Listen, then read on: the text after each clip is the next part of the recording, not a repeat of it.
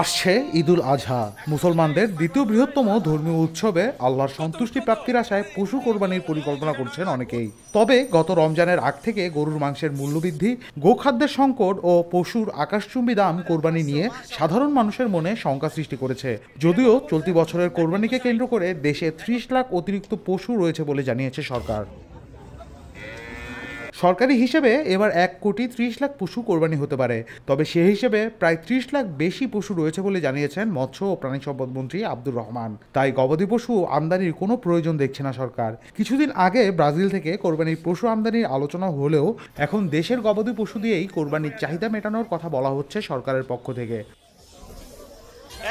গত বছর কোরবানিতে প্রয়োজনের তুলনায় পশু বেশি ছিল। গতবার কোরবানির উপযোগী প্রায় 19 লাখ গবাদি পশু অবিকৃত থেকে যায়।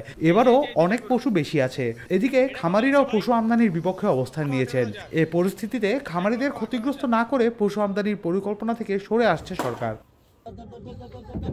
তবে কোরবানির পশু নিয়ে মধ্যস্বত্বভোগীদের বাড়াবাড়ি রোধে সরকার সতর্ক আছে বলে জানিয়েছেন প্রাণী সম্পদ মন্ত্রী আব্দুর রহমান। হাটে ঘাটে বাজারে যেন কোথাও চাঁদাবাজি না হয় সে বিষয়ে আইনশৃঙ্খলা বাহিনী বিশেষ সতর্ক থাকবে বলেও জানান তিনি। রুমান্তুর্য, খবর সংযোগ।